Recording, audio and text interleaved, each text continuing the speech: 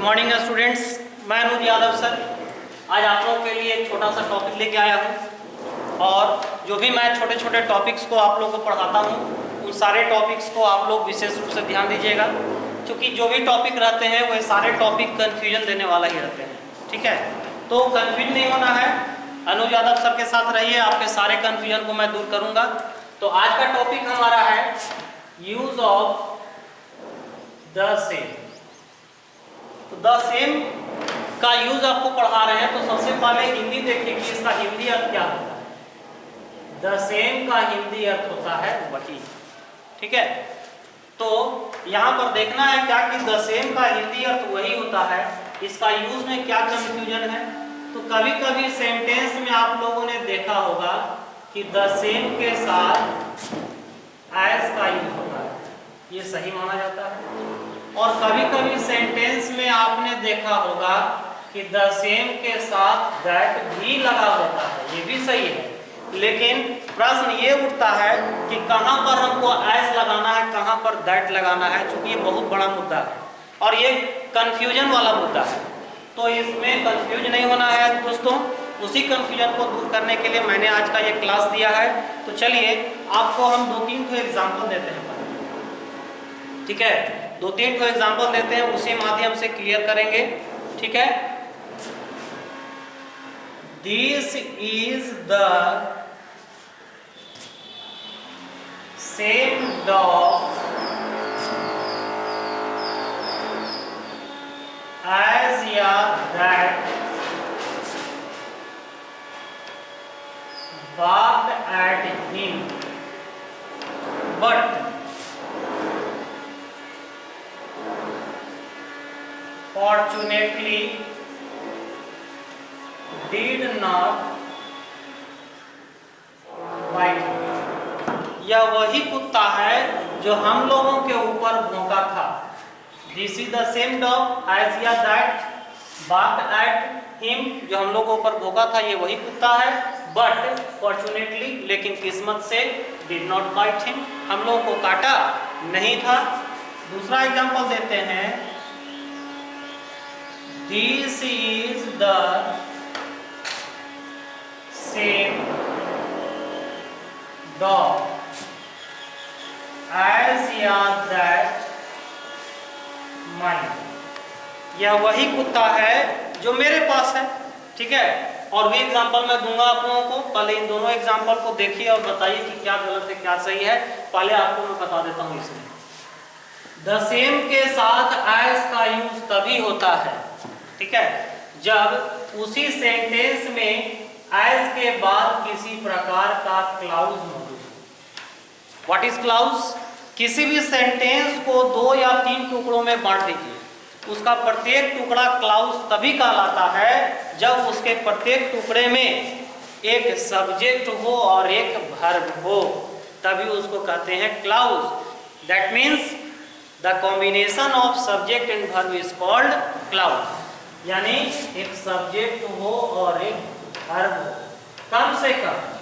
कम से कम एक सब्जेक्ट और एक वर्ब। ऑब्जेक्ट रह भी सकता है, नहीं भी रह सकता है, हमको उससे मतलब नहीं है।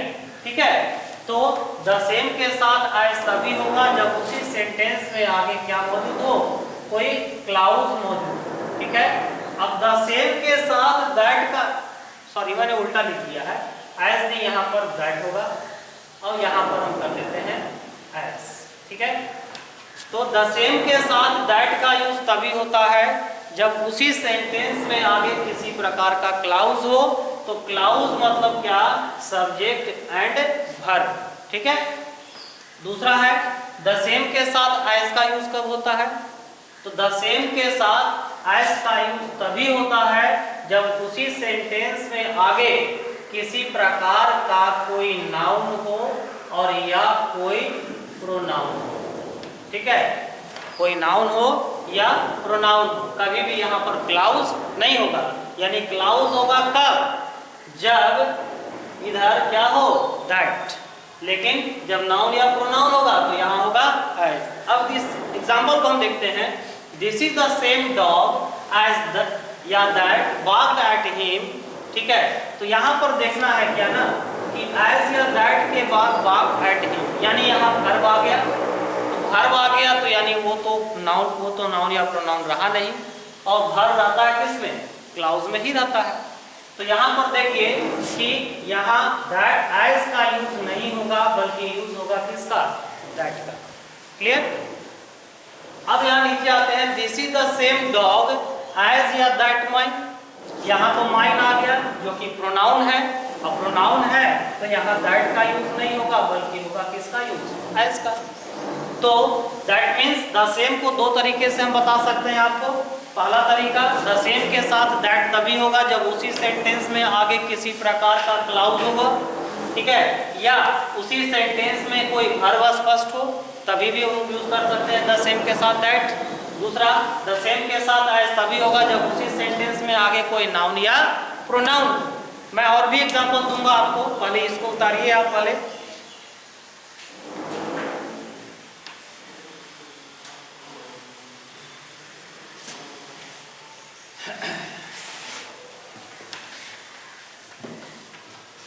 एग्जाम्पल इसके साथ एक तो और देता हूं मैं। This is the same poem that या एज यू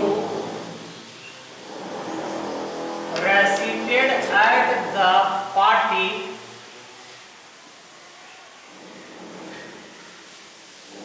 yesterday। यह वही पोएम है जिसे तुमने कल पार्टी में गाया था। रेसिट मतलब होता है बोलना, ठीक है, उसके गाना गायन करना। तो यहाँ पर देखिए कि this is the same poem that या as you recited at the party yesterday, या उसी प्रकार से कहेंगे this is the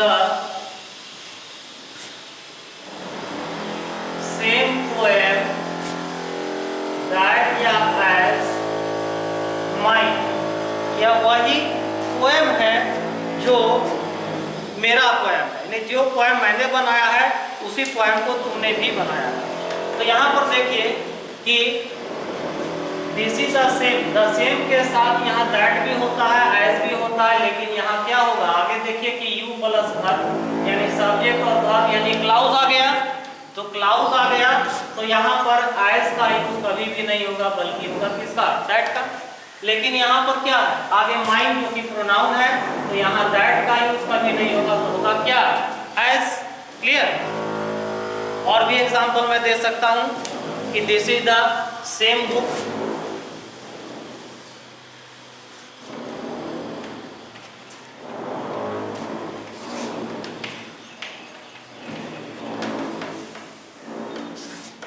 this is the same book that या as I study every day, यह वही किताब है जिसे मैं प्रतिदिन पढ़ता हूँ। तो यहाँ पर देखिए कि सब्जेक्ट प्लस वर्ब यानी क्लाउज आ गया, तो क्लाउज आ गया तो कभी भी यहाँ एज नहीं होगा बल्कि क्या होगा, दैट। तो मेरे ख्याल से जो भी विद्यार्थी इस वीडियो को देखे होंगे या देख रहे होंगे, उनको आज के बाद द सेम में किसी भी प्रकार का प्रॉब्लम नहीं होना चाहिए। मुझे आशा है कि मेरा वीडियो आप लोगों को बहुत पसंद आया हो, और पसंद आया हो तो आप लोग से मेरा रिक्वेस्ट है कि वीडियो को जितना से ज़्यादा शेयर करें, लाइक करें, कमेंट करें, ठीक है। Okay, thank you.